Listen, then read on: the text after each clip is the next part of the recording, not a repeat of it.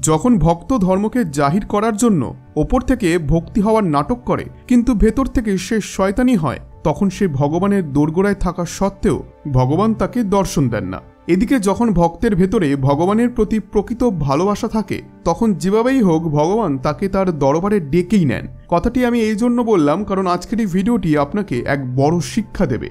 আজকের এই বিশেষ নিবেদনে মহাদেবের সকল ভক্তদেরকে প্রণাম জানাচ্ছি এবং অনুরোধ করছি মহাদেবের সেই মহিমাকে জানার জন্য ভিডিওটি অবশ্যই শেষ পর্যন্ত দেখুন, কারণ এমন চমৎকার কয়েক দশকে একবার হয়। এবং ভিডিওটিকে একটি লাইক করে কমেন্টে লিখতে ভুলবেন না জয় শ্রী কেদার। এই ঘটনা শুরু হয় পুষ্পা নামের এক মধ্যবয়সী মহিলাকে নিয়ে। তার বয়স প্রায় 55 বছর ছিল। অনেক সময় ধরেই তিনি চারধামের যাত্রা করতে চাইতেন, কিন্তু স্বামীর মৃত্যু হয়ে যাবার কারণে তিনি নিজেই তার সন্তানের দেখাশোনা করতেন। বলা হয় যদি আপনার মধ্যে কোনো কিছুর ইচ্ছা হয় কিন্তু সিচুয়েশনের জন্য সেটি করতে পারেন না, তখন সেই ইচ্ছাকে স্বয়ং মহাদেবী পূর্ণ করেন। পুষ্পাজি তার জীবন বাচ্চাদের বড় করতেই সমর্পিত করে দেন। আর এই জীবন সার্থক হয় যখন তার সন্তান এক বড় সফটওয়্যার কোম্পানিতে চাকরি পায়, যার পর সে ওই খরচায় নিজের মাকে চারধাম যাত্রায় পাঠায়। এই যাত্রা পুষ্পাজি একাই করছিলেন, আর তখন চারধাম যাত্রার সিজনও ছিল এবং ভক্তদের প্রচণ্ড ভিড় ছিল। আর ভিড়ের কারণে পালকি চালক এবং অন্যান্য বিক্রেতাদের ধান্দা ভালোই চলছিল। পুষ্পাজি তার বয়সের কারণে পদযাত্রা করতে পারতেন না, আর কোনো পশুকে কষ্ট দিয়ে তিনি কেদারনাথে যেতে চাইতেন না।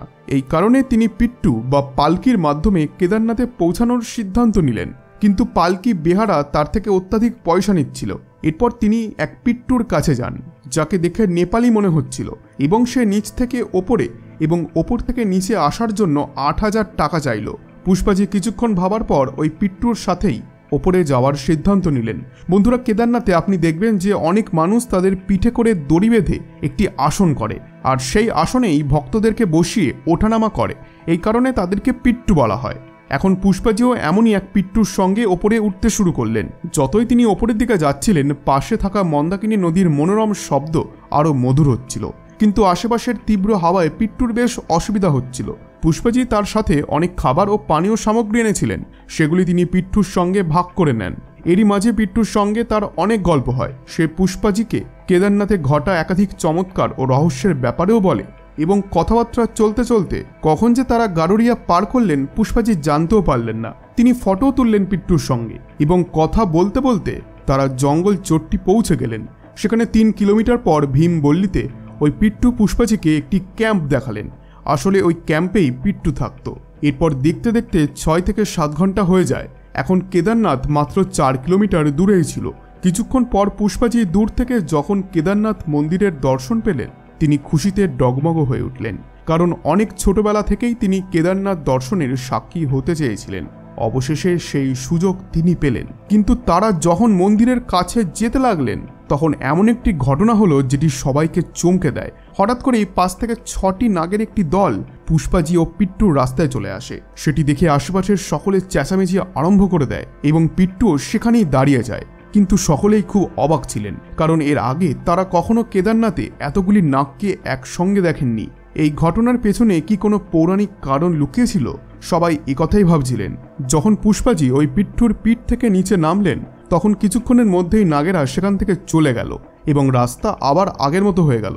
কিন্তু এখনও কেউ বুঝতেই পারছিলেন না যে এত পরিমাণ নাগ একসাথে কেন হঠাৎ করে বেরিয়ে এলো। পুষ্পাজি তার পিট্টুকে সেখানেই ছেড়ে দিলেন, কারণ তিনি এক রাত কেদারনাথে থাকবেন। কিন্তু রাত্রির সময় অত্যাধিক ভিড় হওয়ার কারণে তিনি সকালেই বাবার দর্শন করার কথা ভাবলেন, কিন্তু সকালেও টোকেন না পাওয়ার জন্য বাবার দর্শন তিনি করতে পারলেন না। তিনি যখন টোকেন নিতে গেলেন, তখন সব টোকেন শেষ হয়ে গিয়েছিল। পুষ্পাজি অবাক হলেন, কেননা তিনি কোনোভাবেই মহাদেবের দর্শন করতেই পারছিলেন না। এদিকে তার ফেরার ট্রেন ছিল, যার কারণে তিনি বিনা দর্শন করে নিচে যাওয়ার কথা ভাবলেন। কিন্তু তখন হঠাৎই তার হাতে একটি চাবি আসে, যেটি তার ছিল না। তার মনে হলো যে এই চাবিটি হয়তো পিট্টুর, যে তাকে ওপরে নিয়ে এসেছিল। যেহেতু তিনি এক রাত সেখানে ছিলেন, তাই পুরনো পিট্টুকে আর খুঁজে পেলেন না। তাই নতুন একজন পিট্টু করতে হয় পুষ্পাজিকে।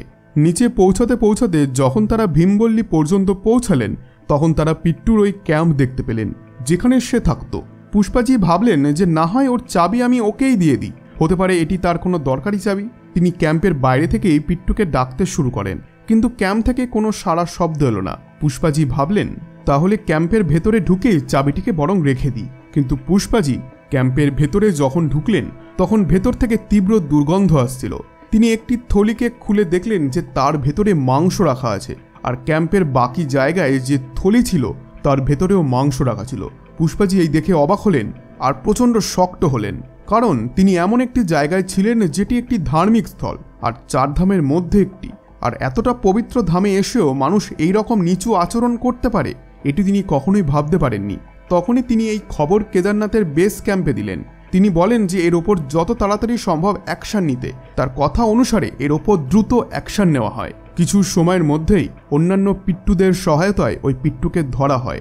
তখন পুষ্পাজি একটি জিনিস বুঝতে পারেন যে কেদারনাথ ধামে পৌঁছানোর পরেই তাদের রাস্তায় নাগের দল কেন চলে এসেছিল।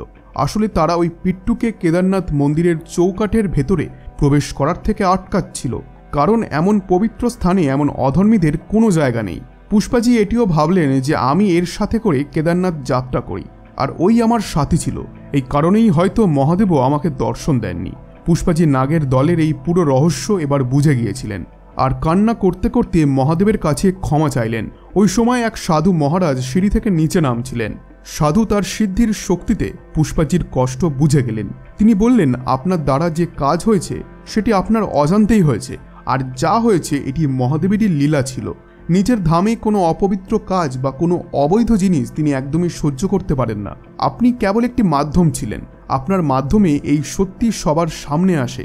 এরপর ওই সাধু মহারাজ পুষ্পাজিকে একটি টোকেন দিলেন মহাদেবের দর্শন করার জন্য, এবং বললেন এবার আপনার দর্শন অবশ্যই হবে। এই বলে তিনি সেখান থেকে চলে গেলেন।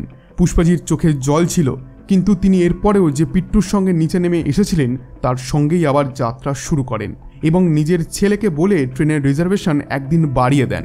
এবং কেদারনাথ মন্দিরে পৌঁছানোর পর সেখানে 3 থেকে 4 ঘন্টা লম্বা লাইনে দাঁড়ানোর পর সাধুজির দেওয়া সেই টোকেনের মাধ্যমে কেদারনাথের গর্ভগৃহে জ্যোতির্লিঙ্গের ভালো মতো দর্শন করেন। এরপর তিনি বদ্রীনাথের জন্য রওনা দিলেন। এরপর যাত্রা তিনি সম্পূর্ণ করেন। কিন্তু এখন একটি বড় সমস্যা হলো যে বর্তমান সময়ে অনেক নিউজ চ্যানেল ও খবরের কাগজে আমরা দেখতে পাই যে পিট্টুর ক্যাম্পের মতোই কেদারনাথের আলাদা আলাদা ক্ষেত্রের বিভিন্ন ক্যাম্পে মাংস প্রাপ্ত হয়েছে। অর্থাৎ যারা যাত্রীদেরকে কেদারনাথ ধামে পৌঁছে নিয়ে যায় তারাও এই সকল অধার্মিক কাজ করে ভক্তদের যাত্রাকে অপবিত্র করে তুলছে। ভক্তরা জানতেও পারছেন না যে তাদের অজান্তেই কত বড় পাপ হয়ে যাচ্ছে, আর সেই পাপের ভাগীদার তারাও হচ্ছেন। কলিযুগে হয়তো এটি দেখা বাকি ছিল। বন্ধুরা, এই ভিডিওটি থেকে আমরা এই শিক্ষাই পাই যে ভগবানের দর্শন আমরা তখনই পেতে পারি যখন আমাদের কর্ম ঠিক হবে। মনে কোনো রকম সন্দেহ, ভেদাভেদ বা অপবিত্র চিন্তা আনলেই সমস্যা, না হলেও কিন্তু আপনার পথ এইভাবেই নাগের দলটা আটকে দেবে। বন্ধুরা, আশা করছি আজকের এই ভিডিওটি আপনাদের ভালো লেগেছে। ভিডিওটি ভালো লেগে থাকলে ভিডিওটিতে একটি লাইক এবং চ্যানেলটিকে আজই সাবস্ক্রাইব করে রাখুন।